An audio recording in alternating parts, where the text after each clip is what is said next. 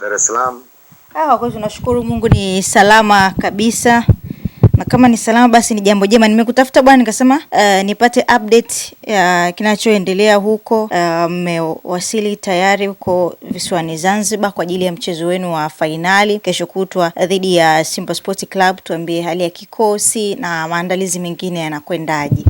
Maandalizi yanakwenda vizuri kimsingi na tumefika hapa Unguja, lakini fainali itakuwa Pemba, lakini sisi tuko Unguja. Tumefika hapa baada ya mechi yetu iliyopita ya ligi tarehe 30 tarehe mosi tukafika hapa na tumekuwa na kambi fupi hapa. Tarehe 3 kesho tutaondoka kuelekea Pemba sasa kwa ajili ya mazoezi ya mwisho na taratibu zingine za kimchezo kabla mchezo wenyewe ambao uko tarehe 4. Hii ni fainali muhimu kwenu, lakini pia ikiwezekana mpate chochote kitu, kwa sababu katika upande wa ligi mmekosa nafasi hiyo pia, na wenzenu pia Simba Sports Club wapinzani wanalitazama kwa ukaribu zaidi kombe hili. Mnauendeaje mchezo huu?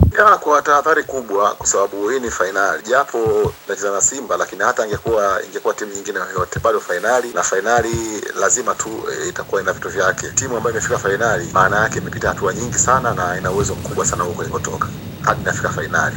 Kwa lazima uheshimu hilo.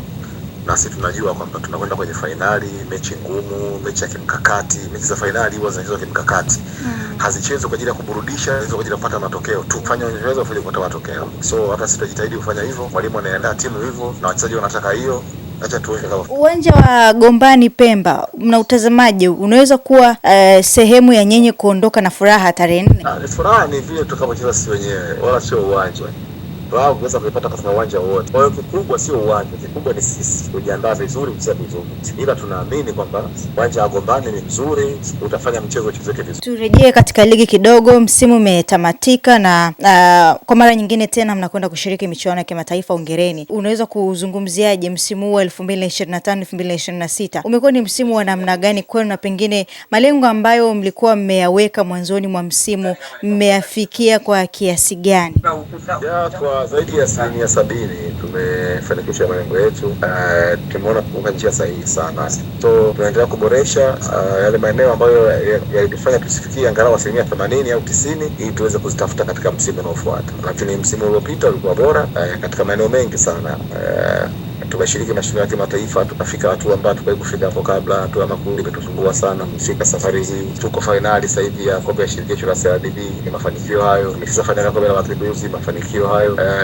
Ligi hatukuwa mabingwa, lakini tumeona maendeleo makubwa kwenye timu, kwa maana kwamba tumepunguza vitu vingi sana kwenye timu yetu. Kwa mfano, tumepoteza mechi 2 za ligi. Ukirudi nyuma tulipoteza mechi nyingi zaidi msimu uliopita. Ndio. Hiyo ni dalili mojawapo. Japo tuna kazi ya kufanya kurekebisha maeneo fulani ili tushinde mechi nyingi, kwa sababu tumetoa sare nyingi. Lakini kufungwa na kutoa sare ni heri sare unapata pointi moja kuliko kufungwa pati kitu kabisa. So hilo jambo moja. Lakini ukiangalia hata kwenye ligi imeisha. Sisi ni timu pekee, sio Tanzania, timu pekee Afrika. Sio msimu huu katika historia ya mpira inamaliza msimu bila kuruhusu hata goli moja nyumbani. Katika mechi ya nyumbani, sisi katika uwanja wa nyumbani hatujaruhusu hata goli moja msimu mzima. So maana yake tunalinda ngome yetu vizuri. Tunaifanyia kazi vizuri ili msimu ujao tuwe bora zaidi yao. Zaka, mlikuwa mna nafasi ya mchezaji wenu Faisal Salum kuchukua kiatu cha ufungaji bora, na tuliona akifanya vizuri katika mechi za mwishoni kabla ya msimu kumalizika, lakini mchezo uliopita wa mwisho hatukumuona. Pengine ulizungumza na kocha kwa nini amkumpatia nafasi Faisal Salum, pengine aweze kuonesha, pengine angeweza kupata magoli na kuweza kuondoka na kiatu hiki cha ufungaji bora? Sasa hiyo ni swala la kiufundi ambalo alihitaji maelekezo mengi kutoka mwalimu. Mwalimu yeye anapanga wachezaji wake kwa namna anavyoona yeye, kwa aina ya mchezo na mbinu anayoandaa, performance kama mazoezi siku iliyopita na vitu vingine vingi. Kwa hiyo sisi sio timu ya kusema kwamba tunataka maelezo kila siku mwalimu fulani anacheza. Wachezaji wote ni wa kwetu, akicheza huyu, asipocheza anacheza huyu. Hata yeye alikuwa akicheza siku nyingine mwenzake acheze, wengine wameanza leo, yeye alianza siku nyingine.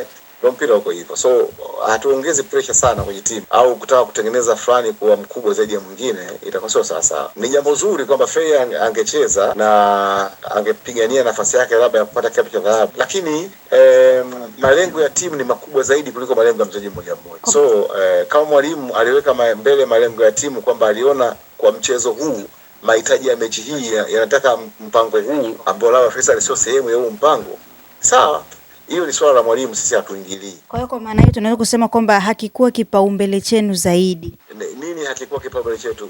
Umeuliza swali hapo, mimi sijakuelewa. Okay, sawa, nikajua ni kwa Faisal kwa yaani ndio kwa namna ambavyo ni hivi, sio klabu, kwa sababu inayemfanya acheze sio klabu, kwamba eti uongozi umekaa acheze mchezaji fulani, hapana, hiyo ni mwalimu. Kwa hiyo klabu ingependa mchezaji wake apate tuzo, jambo zuri kwa klabu. Yaani kwa mfano kama Faisal angekuwa mfungaji bora, jambo zuri kwa klabu, kwa sababu mwisho wa siku Faisal ni mchezaji wa Azam, na Azam inafurahia wachezaji wake kupata tuzo, lakini hiyo haisababishi kumlazimisha mwalimu kumpanga fulani. Ndio. Umeelewa? Mwalimu anapanga wachezaji ambao yeye anaona wanafaa kwa mechi husika, kutokana na mazoezi aliyofanya na mambo yake mengi anayofanya, tathmini yake. Klabu haiingilii. Klabu ingependa wachezaji wote kwenye timu wapate tuzo. Wote ingependa wapate tuzo.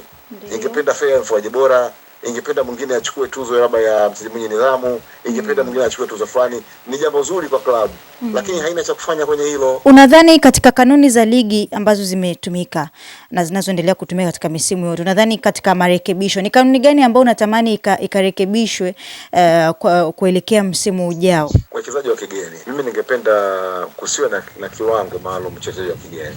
Kusiwe na kiwango, yani sheria isifunge sana, ila kuwe na masharti. Yani kusiwe na idadi maalum kwamba wachezaji wa kigeni mwisho fulani, ibaki tu wazi. Kiwango kinaweza kawa cha chini. Yani tunasema tunaweza kutumia sheria wachezaji wa kigeni kuimarisha wachezaji wetu. Ndio. Sasa kuimarisha sio kwa kupunguza wageni kuja. Ukipunguza wageni hauimarishi wachezaji wetu. Labda nikwambie Tina, una mwanao anasoma, yuko darasani darasa la 6. Kila mtihani ukija anakuwa wa 10. Kuna watu 9 wamemzidi mbele. Ili kumsaidia mwanao ni kuondoa wale 9 yeye abaki wa kwanza, au kuongezea bidii ya asome zaidi ili wapite wale. Muongezea bidii. Njia rahisi ni nini? Muongezea bidii, sio? Kwa sisi tusipunguze wageni eti kwa sababu tunasaidia wazawa.